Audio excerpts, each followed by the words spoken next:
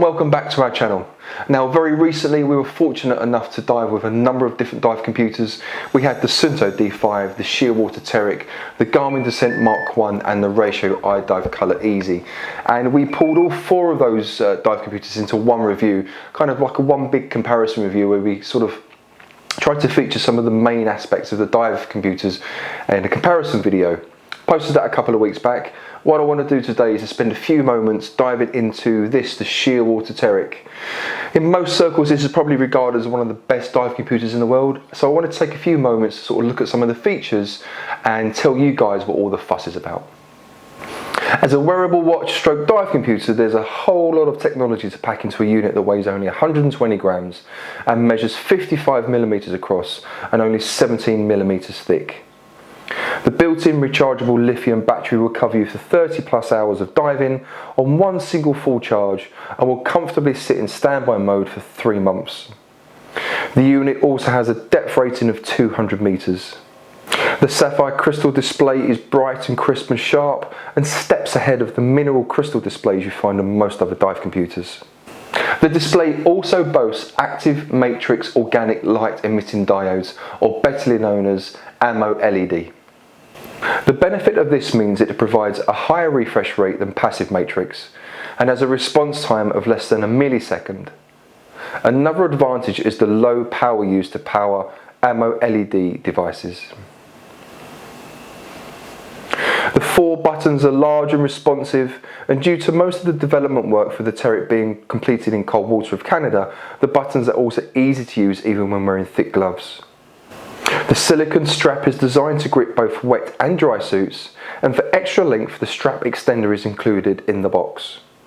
The Teric is also compatible with most 22mm off-the-shelf straps, providing the user with unlimited customization. The Shearwater Teric is charged via the included wireless charge cradle, and once in the cradle the screen will turn 90 degrees, making a great bedside clock. Because of the wireless charge capabilities, the Teric is also compatible with a number of different QI charge pads for ultimate flexibility. Charge time is around 1.5 hours when quick charge is enabled, and around about 3 to 4 hours when it isn't. One of my absolute favourite features about the Shearwater Teric is the customization for the watch faces. There are 3 watch faces available on the Shearwater Teric. There's digital, there's analog, and there's orbital. The function button will change the style of the face, while the info button on the bottom right will change the amount of information displayed. There are 15 different watch face colours that can be selected, allowing for over 100 different possible watch face configurations. This can easily be found by going into the settings, to display, to colours and to customization, and then watch colour.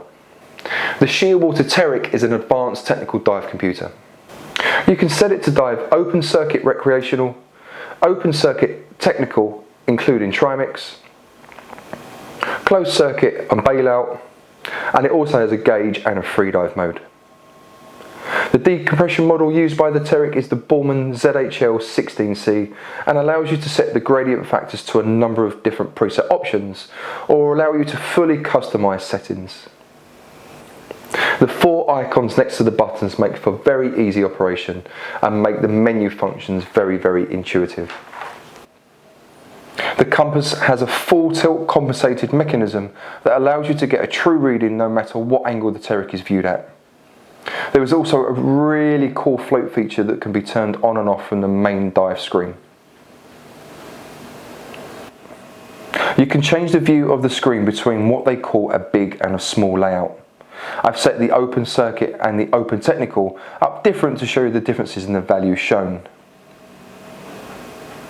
The top right button is your function button and can be customised to whatever value you wish to see at the push of a button. Here I have the compass set up, but the values that you can select will differ depending on which mode you're in. Once you have the Shearwater Teric hooked up to a transmitter, it's paired for life, you don't need to repair it, and you can view the tank pressure, your sac rate and your gas time remaining all on the same viewable screen. The Teric will allow you to connect up to 2 transmitters and allow you to switch between 5 gases with the ease of a push of a button.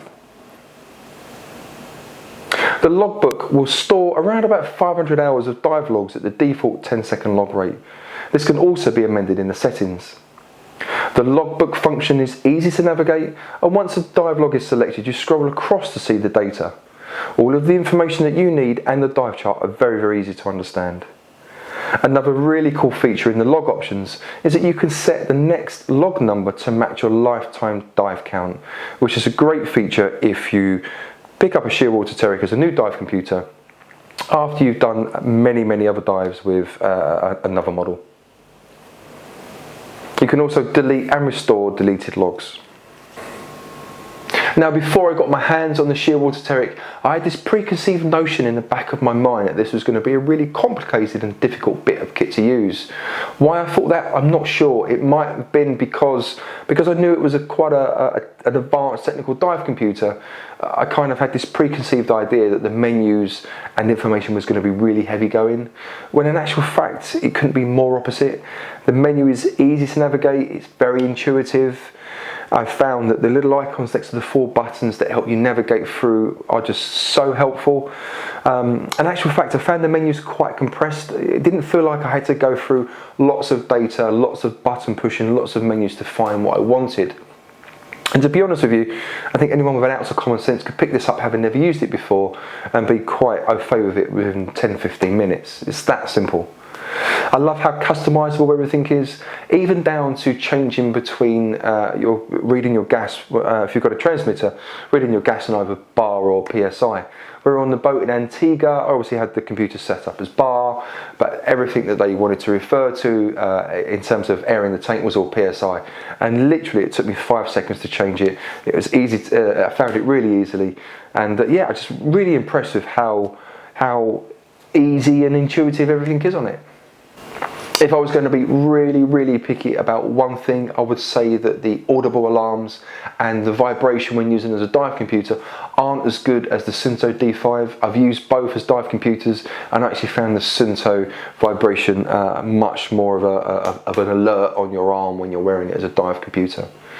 One thing that I really love is the little torch function. It's a little bit of a gimmick, but when you put it into the torch mode, it basically makes all of the pixels on the screen white and it allows you to kind of illuminate things. Now, you do need things to be quite dark, either in a dark room or say in a cave on a dive, but yeah, it throws out quite a bit of light when you've got it in torch mode. So all in all, I absolutely love the Shearwater Teric, even down to the orbital watch face, which I think is by far my favourite. I love the way the little second hand goes around the edge of the screen like a satellite, while you've got the clock that acts like a little planet in the middle. Absolutely love that. Now, if you don't mind forking out £1,000 of your money for a brand new unit, I promise you, you won't be disappointed. And in my honest opinion, it's worth every single penny. It looks smart. It's comfortable to wear during a dive and as an everyday watch, even though it's on the slightly thicker side, but it's a big thumbs up from me and it's definitely going on my Christmas list. That's me done for today, guys. I'm going to leave you in peace now. As always, love it if you give us a little thumbs up, add any comments or questions down below, and as always, click on that subscribe button, click that little bell icon to be notified for any future videos, and I will look forward to seeing you on the next review very soon. Cheers, take care.